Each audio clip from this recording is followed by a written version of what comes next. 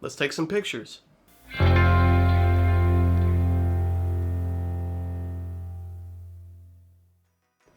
So today, well yesterday, I went out to the beautiful downtown Phoenix amongst all the skyscrapers to take some pictures. Now, I like to lend myself the credibility of being a good photographer in most eyes when it comes to landscape and urban photography. A lot of the times, as a beginner, you don't know where to start and how to start. And hopefully I can help you out by bringing you along to showing you how I just go about taking pictures in some place like downtown. Now, I personally use the Fuji X-T2 paired with the 16 to 80mm. It's a really solid pair and combo. I'm also using a battery grip. I'll explain more of that later. And the picture profile that I'm using, I am shooting in RAW with the highlight tones and shadows brought down to -1. If you're new and you're wondering what RAW is, it's a profile curve that the manufacturers for cameras build in that give you better dynamic range and more detail that the photo can capture. If you're wondering what dynamic range is, it's how good you can see the brightness of the sky and the darkness of a shadow at the same time. And even some cameras can shoot RAW in video.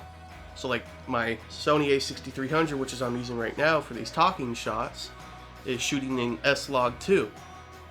And what RAW is for video, it allows you to color grade your footage and make it look however you want. So here's no color grade, and then here's color grade. See the difference? It makes the footage look really good. That's all I can say. We started off by this building called the Renaissance Hotel.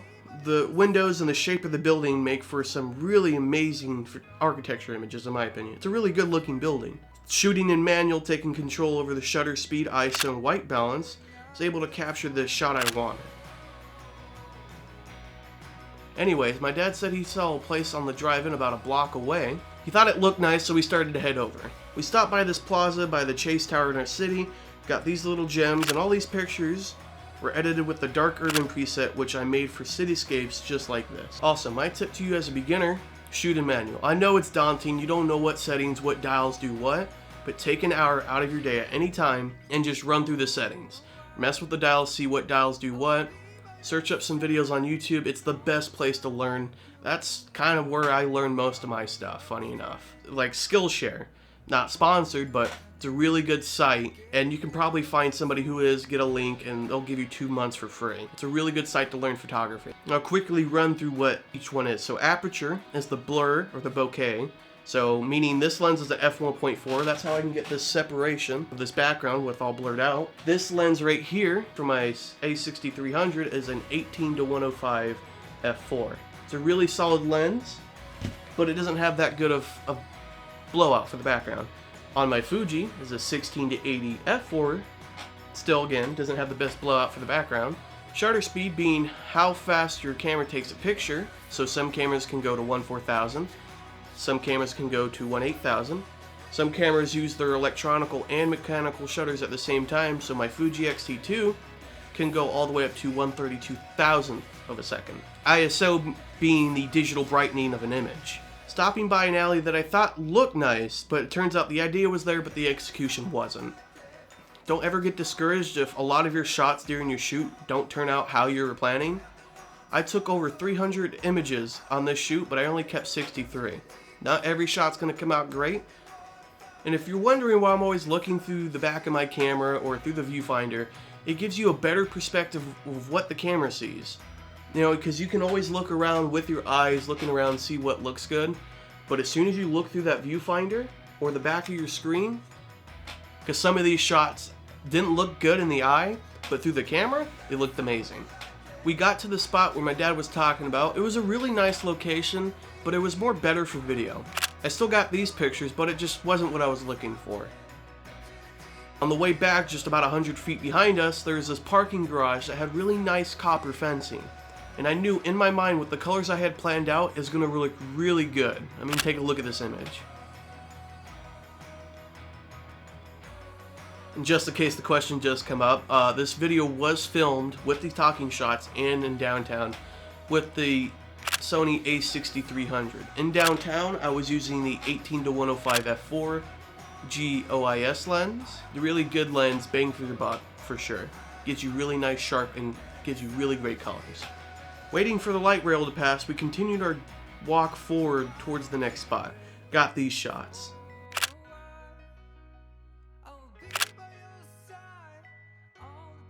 We got to the Wells Fargo Plaza, got some shots and videos, but we got kicked out almost as soon as we got there. But I still got some good shots. As the sun was just setting, it was that time of day where every shot looked nice and perfect. The windows of each building were glowing orange. Not that you'll need one when you first start off, but my recommendation when you do get a camera is see if they make a battery grip. So the reason why I would say get a battery grip is because you can extend your battery life. Inside these battery grips, they tend to hold more battery. So this Fuji X-T2 with its battery grip holds 2, and then it holds 1 inside the camera in the bottom. So you do need to buy batteries, but it does allow you to not worry so much about if your camera's gonna die. It lets you worry more about what shot do I get? How am I gonna get this picture? Used to use a Canon T5 and they had a battery grip. Manufacturers like Newer, Power Extra, Mekie, they all make battery grips for pretty much any camera. So just give it a search. I'm pretty sure you're gonna find one.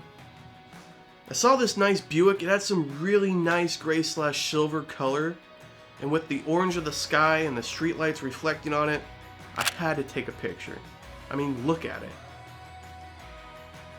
Here I am taking a picture of my dad filming me taking a picture of him, and with the gold reflecting off the ND filter of the lens, the picture came out pretty clean. I love taking photos in downtown at this time of day. Everything has a color, has a golden orange glow, and overall feels great, especially at this time of year when it's 60 and not 115 degrees. Some of you guys may think you have to buy a lens right off the start when you get a new camera. You don't. Many manufacturers like Sony, Canon, and Fuji and Nikon, when you get like a cheap DSLR camera like Canon, the M50, solid camera, shoots 4K, and you can take raw images. The kit lens it comes with is really sharp for the price that it is. This 18-105 for APS-C sensors for Sony, $600. It makes for some of the sharpest images ever that I've gotten out of any lens I've had so far. The 16-80 on my Fuji is a $600 lens still, and it's still really sharp. Because a lot of my friends, when they were starting out, they would talk about how I'm able to get these nice images because I have expensive lenses. No, because a lot of the lenses I would take pictures with would be the kit lenses that I got with these cameras. The 16-55 kit lens that Sony gives you, alongside with a 12mm Rokinon lens and the 55-210 lens. They're not very sharp lenses, they're pretty cheap, but they take some really good images. Now the last stop for the night, at first I was thinking going to the top of a parking garage, but then there was this bridge about a block away that looks facing north central all the way up to North Mountain Park, and facing south looking all the way down to South Mountain. It's a really clear view, and it's a straightforward shot, it looks really good. And on the way to before the bridge, there's this little walkway with pillars, some orange lights, and a wall I'm assuming is made of granite. It's nice and reflective. Got some of these shots. While we were there, we got some last shots of the surrounding area, some of the storefronts, some of the trees, some of the lights. Looked really good. Finally got to the bridge. I mean, look at this view. It looks really good. And with it being blue hour, right after the sun just set, the sky and the buildings just had this really nice blue color to them. It was stunning. We got the last of our shots, decided to pack up because it had been an hour since we got there, and we made our way back to the car. Hopefully some of this information that I just told you has helped you out, or help you understand what equipment you should get or what you shouldn't get right off the start. Because I know when I first started, I was constantly searching what lenses, what gear I needed. Turns out, the camera you get is all you need at first. The microphone, the monitor, the expensive lenses, the battery grip, the cages that I have around these cameras, they're all extra. You don't need them, but they do help out the process. Hopefully sometime in the near future I can possibly even help you guys learn how to use Lightroom, make the editing easier and faster. To get over that initial hill that most people have to get over when it comes to editing your photos. I had a really fun time filming this video and getting this information out for you guys, so hopefully it was helpful. You guys have a great day. See you in the next one.